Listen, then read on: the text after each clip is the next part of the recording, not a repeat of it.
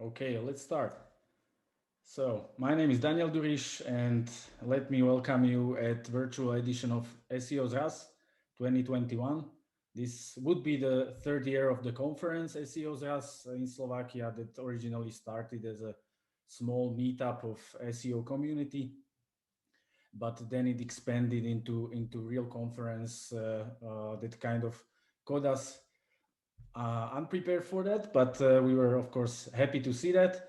And today's guest is Maros Kortis from Mangools. He's a chief marketing officer at Mangools, and he's going to talk about software as a service, content marketing, and promotion, and how to promote companies like this in SEO and in content promotion. And Maros, let me start with the question for you. What's your opinion of having a blog for companies similar to Mangools, software as a service companies? Should they start a blog in addition to optimizing product pages, or is there some other recommended techniques that you can tell us about? Hi everyone. First of all, thanks Daniel for the introduction and for having me on this year's SEO's RAS. I'm very happy to be here. Yeah, well, I'll get your question. Definitely. Just let me share my screen. Definitely, starting a blog as for a company is a great step ahead, and that's exactly what I guess we are here today. So my goal today is to give you as many takeaways as possible for your content marketing campaigns based on our experience in Mangools. So yeah, that's exactly what I'm going to talk about, because I would like to start with the thing when we realized that blog would be a great thing, and how it helped us to think about our product landing pages from a different point of view. And yeah, one of the techniques of promoting your content is link building. So that's another part of today's talks.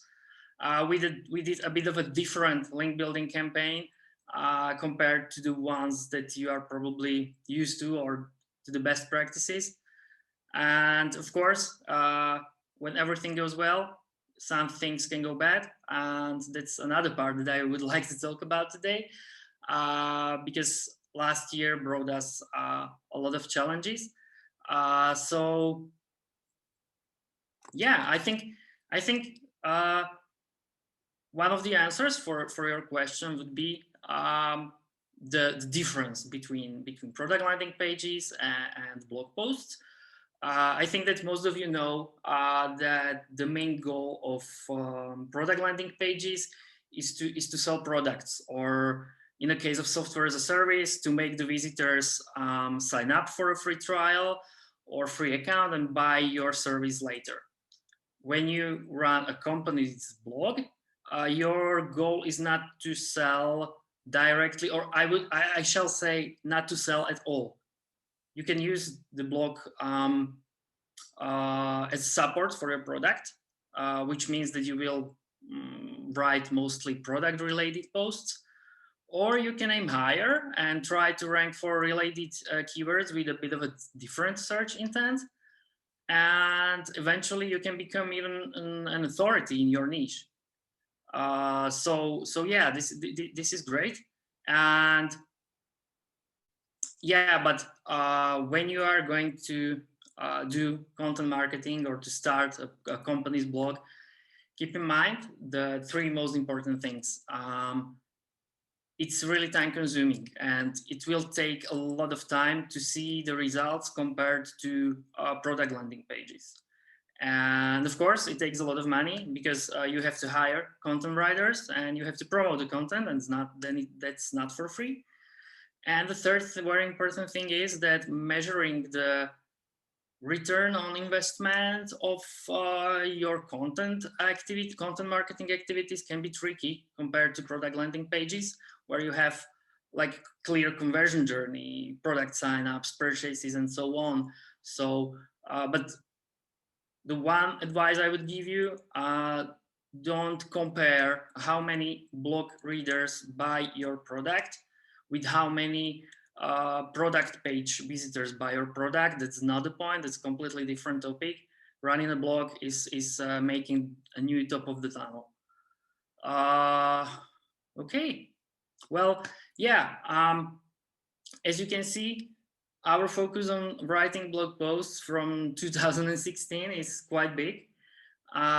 The reason I chose this graph is that the amount of content you publish won't necessarily correlate with the organic traffic you'll get.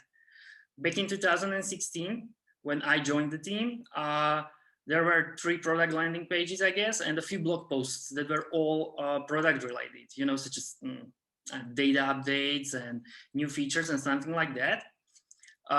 So I loved writing and publishing SEO related content on a blog of a company that develops SEO tools was a bit of a no-brainer for me. But the problem was that I didn't have enough SEO knowledge, so I decided to write about topics that I had experience with, such as PPC or social marketing. It was related to digital marketing. I mean, SEO is part of digital marketing, but from long-term point of view, we knew our only focus would have to be only on SEO and nothing else, and also the results were nothing special.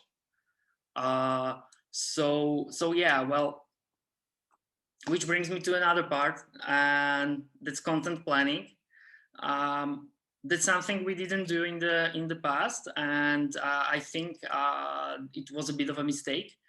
At least some content calendar and or promotion plan would probably make us realize sooner that we need to write only SEO related content, or we needed to hire skilled writers, and maybe the numbers would be higher sooner. I mean, who knows?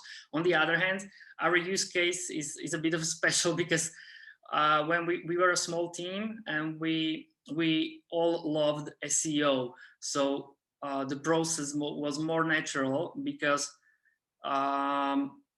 developing new SEO tools and writing new blog posts pushed us to learn new things and share our experience. So at the time we were not like, okay, we are going to hire 10 content writers, but it's definitely a thing that you can try.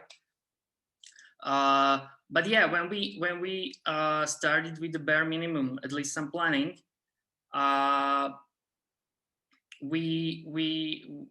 it really changed for us. The results became really great, and as you can see on this chart, our traffic on our blog really like skyrocketed, and I think it was in 2018.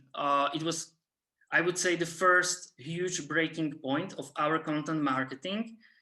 When Vlado, who is our head of content, came with an idea of reworking a series of SEO guides I wrote a year sooner. And his idea was creating an ultimate guide for beginners, some kind of a huge piece of content. And this is basically where we started real content marketing with planning, promotion, and link building and all that stuff. And yeah, the results were amazing. So when I go back to product landing pages, we were really motivated by our blog results. So we wanted to get more organic traffic on our product landing pages too.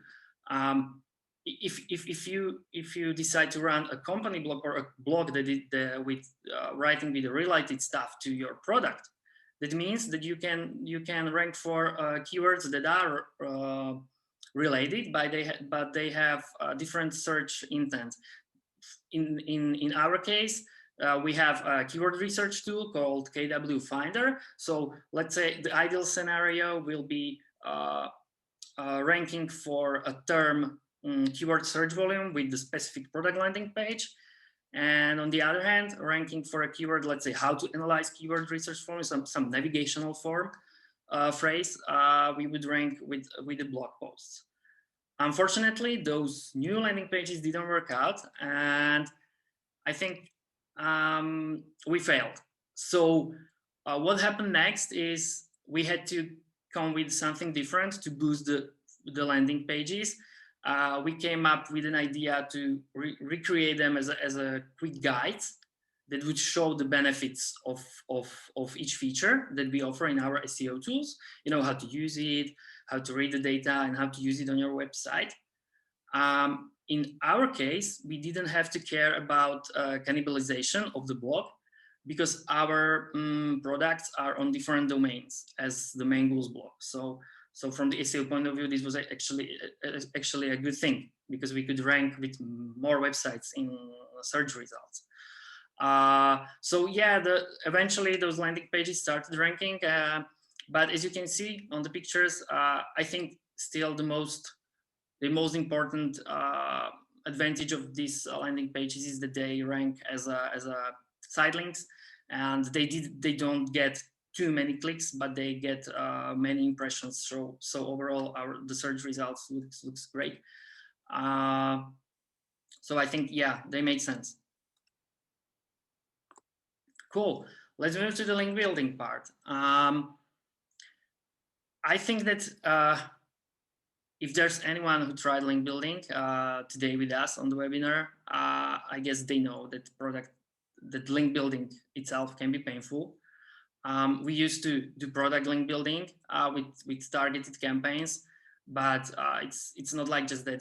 You need hundreds of backlinks, and in SEO niche, it's a bit of a specific because those people know what you want from them, and it often ended up as some part of cooperation, or they wanted link exchange. That's something you don't want to do. Backlink exchange doesn't make sense.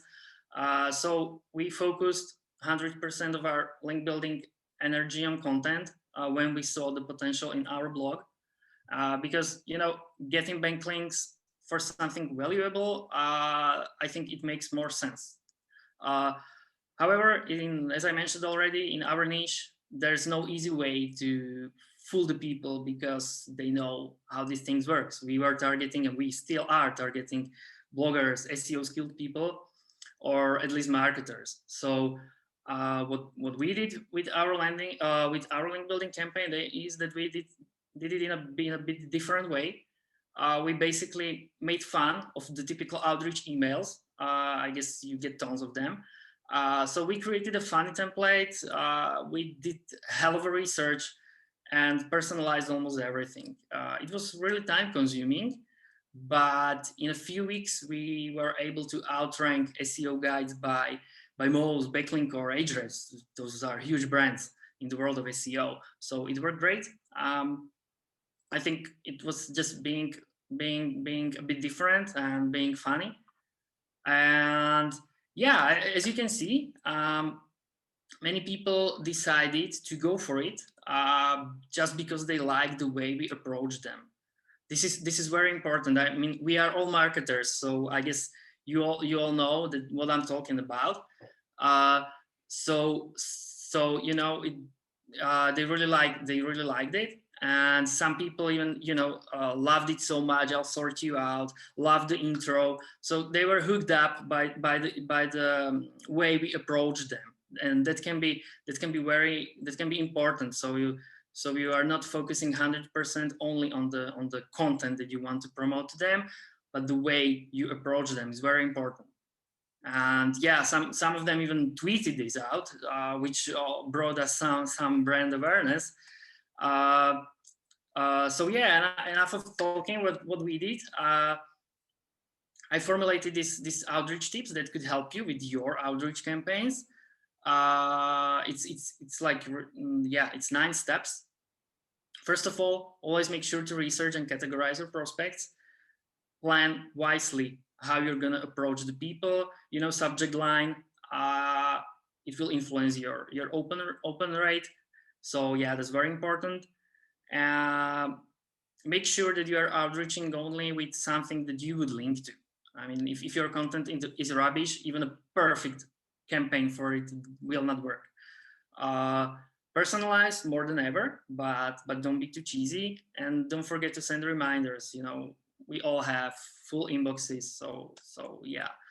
Don't spam, but sending a one, maybe two reminders. I guess this will differ from niche to niche. Yeah, it could work. Okay, moving to the last part. I guess 2020 was a weird year for many of us. In terms of Mangools, it started great. We hit a new record in terms of the overall website traffic on our blog. I'll be honest, it's impossible to say how exactly the COVID-19 pandemic influenced our overall results. I mean, when it comes to our product revenue, what I can say for sure is that all the usual patterns changed a lot. But on the other hand, when it comes to our blog numbers that you can see on the chart on the slide, the rankings started dropping, and this is what happened with the traffic in 2020. And so the problem for us, the problem was really clear. We were losing ranks, and that has nothing to do with the pandemic. So we had to analyze tons of data and came up with the major reasons behind this. I think this can happen to all of us. Our rankings drop because of content decay. That's a normal thing that happens. We got a bit of a lack of backlinks compared to our competitors. And for the first time ever, we got hit by Google Core updates.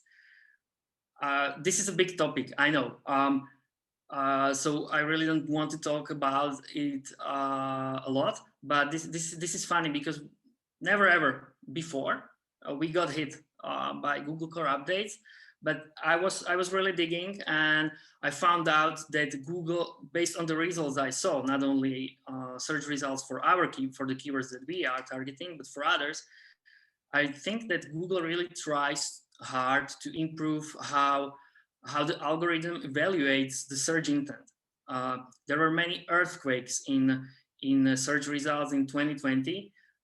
Many of search results that were more or less the same, I don't know, for maybe 1 or 2 years. The search results pages I saw that haven't changed before drastically changed from in 2020. So this is something that you should definitely look on, because the search intent is something that Google really focuses in last month. Yeah, cool. Based on our experience with the content, I formulated these 5 things to keep in mind. But I think these are maybe this could be maybe part of the discussion. I guess Daniel or maybe some of you will have questions. So I'm not gonna read through them all. So let's discuss. Thank you, Maros, and we have definitely some questions. So there is actually the question in Slido that I wanted to ask as well about this funny email outreach that you mentioned. Do you think, or have you used it in the past again, or it was just that one time? We for the first time we used it in 2018 when I was talking for the ultimate SEO guide for beginners, which is typical evergreen content. And since then we used it a couple of times. The thing is that there's no endless number of cool SEO blogs where you would like to have backlinks. So you are really hitting the threshold of people that you already outreached. So it's kind of impossible to repeat it again and again. Yeah, and that would be my other question, that if you think this could be reused by other people, because I think not only that you hit the limit with it, but also if more people started to use something similar, we would see more ignored emails and so on. So yes, definitely. I think that all of you know Brian Dean or Beglin Co. A few years ago, he came up with his famous skyscraper technique, which was based on personalized email outreach to get backlinks. And yeah, I get tons of emails like that, and you just mark them as a spam. So so yeah, this can happen too with this. We are not such a big brand, but it happened a lot of times that we got an email outreach that was identical to ours. So it was kind of funny. So yeah, it was like, okay, we are doing something that people notice, and so they thought that they can use it too. Uh, but yeah, I think it's not about being funny. It's about being about distinguishing from others. You don't, I mean, you don't have to be funny to hook up, or to the person, to make interest in the person, to open your email. I think the the core of this campaign was research and personalization, and that's something that will work always. I agree with you, and also you didn't mention one word, but I think you mentioned it when we were talking about it, and that's being honest about what you are doing and promoting. So okay, so we have another question. I mean, I can take it from my set of questions, and that is how to treat fresh versus evergreen content. Uh, for example, how often do you recommend to create a new blog post? Maybe let's talk about long forms and long form content. And then how often do you rather recommend to update the existing content that we call evergreen? Mm-hmm. Yeah, this is a great question, and this is discussed. This thing is really discussed a lot. Um, I think to your question, how often? Uh, I think there's no clear answer for this, because yes, there are studies that state a clear correlation between the frequency and the results. That, I mean, that makes sense. On the other hand, I think it doesn't make sense to frequently publish content just for the sake of it. So my answer probably would be, as long as you can create high quality content and promote it well, it makes sense to publish it. And when it comes to updating your evergreen content, yeah, content repurposing is an amazing SEO technique. We started using it a lot for our ultimate guides. Actually, the use case I was talking about, the traffic loss in last year, was mostly caused by a drop of rankings for the biggest posts we have, those evergreen contents. And yeah, we've been focusing a lot on this. So instead of publishing a new content every time, we focus on updating our existing content that can bring us more traffic than new content. Uh, I think I will use the words of Andy Crestodina. He said in an interview we did with him, if you want, you will find it on our blog. And he said something like, um, you don't need 1,000 articles, you need 100 great articles. So uh, first of all, you need to know which post to update. And basically you have two options for that. You have articles that almost rank high, and you have articles that did rank high, but your ranking started to slip. So what you have to do is to make a better post of them, because if your ranks started slipping away, that means that some newer, better, more high quality content was produced on the topic. So yeah, content repurposing of the biggest post of your blog, do it. Don't hesitate a second. Cool, thank you. Let's get to next question. What should we consider when we are selling service, not the product? Is there any main difference? I think what you are selling is also services, even if we call them products, because it's a subscription model. So maybe if you have something to add. Yeah, I think the question was maybe more aimed to a service, let's say, not a software as a service, but maybe, I know, cleaning service or Okay. something like that. So I think if this is the case, I think basically there's no difference, because you can still have a blog, about um, about cleaning services, and you can rank for tons of keywords related to cleaning services, and you can become really like an authority in local cleaning services. That means that you will create how to guides, how to clean your apartment by not calling us cleaning service. This has a lot of value in long term, because it will build brand awareness. I think, yeah, why not? Sure. Okay. And how many people are currently working at Mangools at content publishing or in content publishing and promotion, excluding you or including you as you wish? Yeah, well, we have a content marketing team which is headed by Vlado, as I already mentioned, and he writes most of the content. And then we have two other writers. One is internal, one is external. And of course, our performance team is working on promoting the content and social marketing stuff and so on. So it differs from, it's usually about 4 or 5 people. And these from these 4 or 5 people, how often do you, or what does your content plan, publishing plan look like? Yeah, we always think quality over quantity. So we never publish tens of mediocre posts just to publish something. So we always try to go for the big keywords, big topics, and it takes sometimes 1 or 2 months to publish a great piece of content.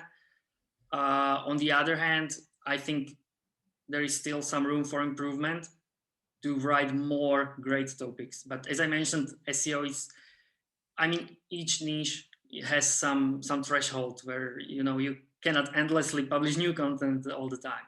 That's right. And it's also you are basically in the most competitive and the highest volume industry because all the SEOs are working on the content all the time. So, Yeah. all right. So there is also a question about your SEO and content report, maybe reporting how the content ranks and how it attracts people and potential customers to your website. What kind of metrics do you recommend to use? Well, when it comes the KPIs, I think the first and most important KPI is the organic traffic, because you are writing content, you are targeting keywords, and that makes the biggest sense to rank high and to get a lot of organic traffic as the top of the funnel. And then the task of your blog and of your content hub, your internal links, and the way you communicate on your website, the task is to somehow convert those people to read more and more of your blog, to become blog subscribers. So the number of blog subscribers is another KPI. Then we also track how many people, how many blog posts people usually read per session. It's really important. And we used to track backlinks in comparison with competitors, but that actually doesn't make sense because when it comes to backlinks, it doesn't matter how many you have them. It's all about the quality. But I see in the question that Stefan is asking whether I can share at least some small part of the report. I think, yeah, we have a template. So I don't know, Daniel, if you plan to send the presentation to. Yeah, we'll be sending the presentation and also video that we'll publish later on YouTube and Facebook and so on.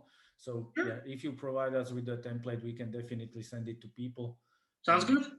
That will possibly bring more people to your website as well. So. Yeah. And, okay. So in addition to this question, you said organic traffic. Do you count referral traffic into organic traffic, or do you monitor it separately, or? Yeah, well, referral traffic it became a tricky metric, because normally the more organic traffic you had, the more backlinks you have, usually the more referral traffic you have. But since WordPress changed this thing and by default sets all the links as no referrer, it's kind of impossible to track the referral traffic. So we don't pay too much attention to referral traffic anymore. Okay. Okay. So there is maybe last question, and then we can conclude. If you want to respond to this question, if you use any other SEO tools, or I'm sure that you have some competition overview that you do like regularly. So if you know some good other good SEO tools that you use or recommend, let's mention them. Sure. Well, first of all, I will do a bit of a promo for us. We have 5 SEO tools in the package, not only KW Finder. And yeah, of course, we aim for a market, beginner-oriented people, beginner-oriented SEOs. Also, of course, we have agencies as clients and so on. But uh, when we compare to Ahrefs or SEMrush, it's a bit of a different tool. They are more like marketing, content, and SEO tools. All these huge packages. So yeah, Ahrefs is one of the tools that we use. Okay, cool. Um, I don't know if single most important SEO metric you monitor. I think you mentioned a few of them. So if you want to put something on the top of the ranking for SEO metrics, please do. I think any metric you choose, at the end of the day, is all about the organic traffic you are getting. So I think organic traffic. Organic traffic, and then maybe number of signups or conversions coming from that, right? Of course. Yeah. But yeah, it differs. You know, the goal of having a blog is not to sell your product. So Yeah. Cool. Thank you, Maros, and thank you being our first guest at SEO's Rust 2021 in this virtual webinar. And I want to also mention that it will be a great honor to have Rand Fishkin coming next after you on June 18 at 2 p.m. Please follow our Facebook or social networks, and we will also send you updates on this. So again, we'll be continuing with Rent Fishkin on June 18, 2 p.m. And thank you again for participating here, Maros. And we wish you best of luck in more content creation and also more presentations like this. thanks a lot. Thanks a lot for having me. I hope you enjoyed it as much as I did. Thank you again. Bye-bye. Bye.